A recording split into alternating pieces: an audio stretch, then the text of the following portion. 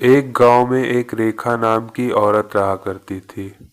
उसका एक छोटा 4 साल का बच्चा था और उसका नाम था सोनू।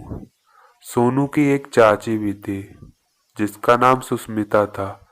उसको कोई बच्चा नहीं था, तो घर में बस एक ही बच्चा होने की वजह से सोनू को सब बहुत प्यार करते थे।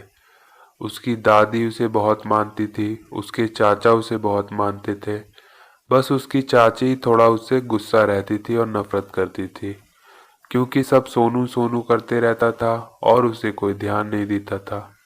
एक बार सोनू के चाचा बाहर से आते हैं और सोनू के लिए एक खिलौना लेकर आते हैं, और सोनू वो खिलौना लेकर बहुत खुश होता है और वो बोलता है कि मैं ये खिलौना अपनी दादी को दिखा कर आता हूँ। और उसकी चाची ये सब देखकर बहुत जल रही होती है। वो बोलती है बस सब सोनू सोनू करते रहते हैं, मेरी फिक्र तो किसी को भी नहीं है। और ये सब देखकर वो बहुत गुस्सा होती है और वो मन में सोचती है कि मैं इस सोनू का क्या करूं। फिर वो एक दिन बाजार जाती है और बाजार से एक जहर की बोतल ले आती है और फिर अपने कमरे में जहर की बोतल को छुपा कर रख देती है। अगली सुबह होते ही सोनू की दादी बोलती है कि सोनू को दूध दे दो। तब सोनू की मम्मी सोनू के लिए दूध तैयार कर रही होती है। तभी सोनू की चाची जाकर बोलती है कि आज सोनू को दूध मैं दूंगी, मेरा भी तो वो बच्चा है। तो सोनू की मम्मी बहुत खुश होती है और बोलती है कि ठीक है, तुम दे दो ले जाकर दूध। तब सोनू की चाची सबकी नज़र से छुपा के उसमें जहर डाल देती है और सोनू को ले जाकर दे देती है। सोनू फिर बोलने लगता है मुझे दूध पीना अच्छा नहीं लगता, मैं नहीं पीऊंगा दूध। वो नाटक करने लगता है और उसकी दादी उसे मनाने लगती है कि तुम्हें दूध तो पीना ही होगा। सोनू की चाची अपना नाश्ता लेकर अपने रूम में चली जाती है। सोनू अपनी चाची को देखकर उसके पीछे भागने लगता है और सोनू के पीछे पीछे उसकी दादी दूध का गिलास लेकर आ रही होती है। सोनू अपनी चाची के रूम में जाकर छुप जाता है और उसकी चाची भी बाथरूम में होती है और उसका नाश्ता सोफे पर पड़ा होता है।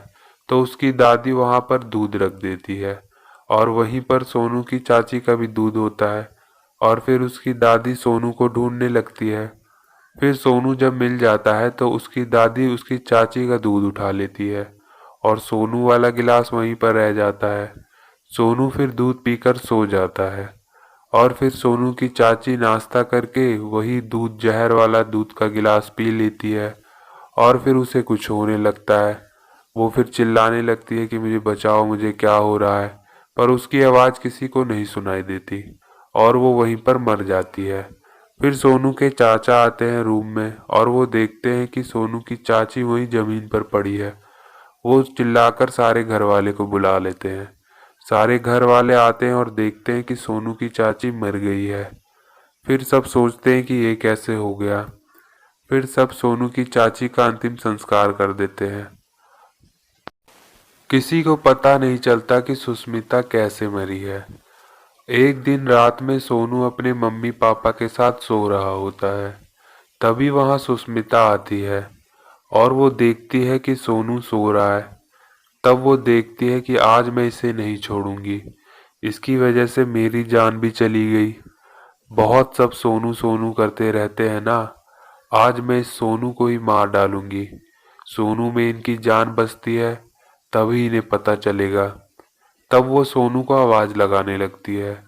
सोनू सोनू बोलती है तो सोनू उठ जाता है और वो बोलता है कि तुम कौन हो, तुम्हें मेरा नाम कैसे पता चला। तब सुष्मिता बोलती है कि मैं तुम्हारी चाची हूँ, मैंने मुखौटा पहन रखा है ना, इसलिए तुम मुझे पहचान नहीं पा रहे। चलो जल्दी से आओ मेरे पास। फिर सोनू उसके पास चला जाता है और फिर सुष्मिता बोलती है कि तुम मेरे साथ खेलोगे ना। तो सोनू बोलता है हाँ खेलूंगा। तब सोनू को लेके वो बाहर हॉल में चली जाती है और फिर सोनू बोलता है कि हम छुपन छुपाई खेलते हैं। तब वो सुष्मिता बोलती है हाँ यही गेम खेलते हैं और फिर सुष्मिता उसे एक रूम में बंद कर देती है।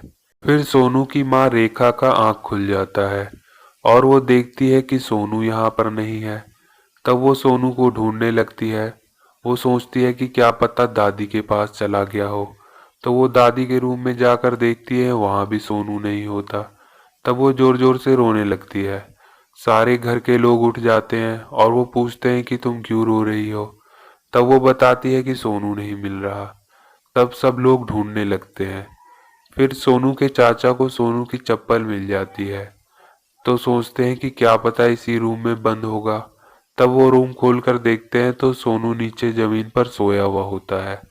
तब सारे लोग वहां पर आ जाते हैं और देखते हैं कि सोनू नीचे जमीन पर सो रहा है।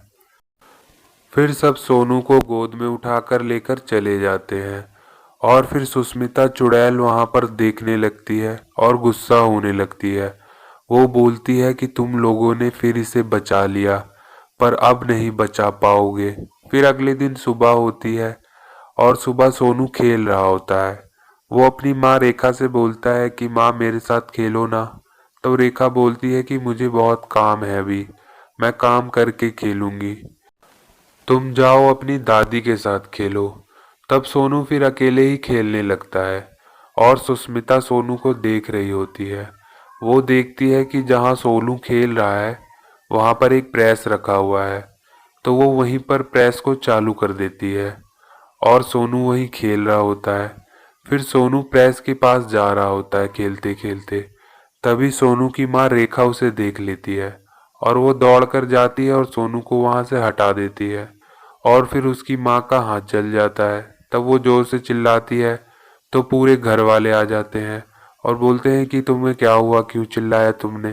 तब वो बोलती है कि सोनू यहाँ पर खेल रहा था और प्रेस यहाँ पर चालू था, अगर मैं सोनू को नहीं हटाती तो सोनू जल जाता। तब उसकी दादी को शक हो जाता है और वो सोचती है कि कुछ तो गड़बड़ है, तभी सोनू के साथ ऐसा हो रहा है। तब वो एक बाबा के पास जाती है और बाबा को घर बुला कर लाती है। तब बाबा पूरे घर को देखते हैं और बताते हैं कि सोनू पर किसी चुड़ैल का साया है। तब उसकी दादी बोलती है अब क्या करें। तब बाबा बोलते हैं कि घबराने की बात नहीं है, सोनू को बस ये ताबीज बांध दो और फिर तब चुड़ैल उसका कुछ नहीं कर पाएगी, बस इस ताबीज को बांधे रखना। तो उसकी दादी उस ताबीज को सोनू को बांध देती है और ये सब सुष्मिता बाहर से खड़ी होकर देख रही होती है। सुष्मिता बाहर खड़ी खड़ी ये सोच रही होती है कि तुम लोग कुछ भी कर लो पर सोनू को नहीं बचा पाओगे, इस बार तो मैं सोनू को मार कर ही रहूंगी। जब सब लोग घर में काम कर रहे होते हैं तब सुष्मिता बाहर से सोनू को आवाज लगाती है और सोनू आवाज सुनकर बाहर चला जाता है और वो देखता है कि फिर वही चुड़ैल वहां खड़ी है। तब सोनू को सुष्मिता अपने पास बुलाती है। सोनू जैसे जैसे सुष्मिता के पास जाता है उस ताबीज की वजह से सुष्मिता पीछे होते जाती है। तब सुष्मिता समझ जाती है कि इस ताबीज की वजह से मैं इसके पास नहीं जा सकती। तब सुष्मिता सोनू को बोलती है कि बेटा, मैं तुम्हारे साथ जब खेलूंगी जब तुम इस ताबीज को निकाल कर फेंक दोगे। तो सोनू उस ताबीज को निकाल कर फेंक देता है और फिर चुड़ैल उसको उठा लेती है और बोलती है कि अब देखती हूँ कि तुझे मुझसे कौन बचाता है। और सोनू चिल्लाने लगता है।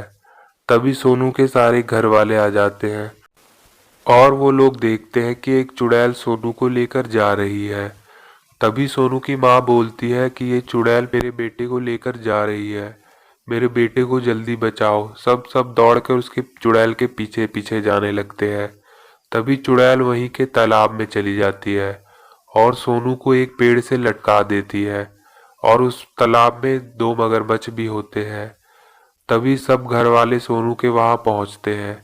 सोनू के चाचा बोलते हैं कि तुम हमारे पीछे क्यों पड़ी हुई हो, तुम्हें क्या प्रॉब्लम है सोनू से। तब वो बोलती है कि तुम लोग बस सोनू सोनू करते रहते हो, मेरी तो कोई फिक्र ही नहीं है तुम लोगों को, अभी भी मुझे तुम लोग नहीं पहचान रहे हो। तब वो लोग पूछते हैं कि तुम कौन हो। तब वो बोलती है मैं हूँ सुष्मिता, सोनू की चाची।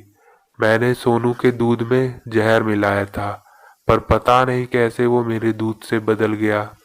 अब मैं सोनू को नहीं छोड़ूंगी। तब सोनू के चाचा बोलते हैं कि सुष्मिता, तुमने ये क्या किया। तुम्हारे मरने से एक दिन पहले ही मैंने अपनी माँ से बात किया था कि हम एक बच्चा गोद लेंगे और माँ मान भी गई थी। तब सुष्मिता को एहसास होता है कि उसने कितनी बड़ी गलती की है और वो सबसे माफ़ी मांगती है और बोलती है कि मैंने बहुत बड़ी गलती कर दी, मैं सोनू को वापस करती हूँ, और फिर वहाँ से चली जाती है। दोस्तों वीडियो को लाइक कर दे और चैनल को सब्सक्राइब कर दे। Thank you.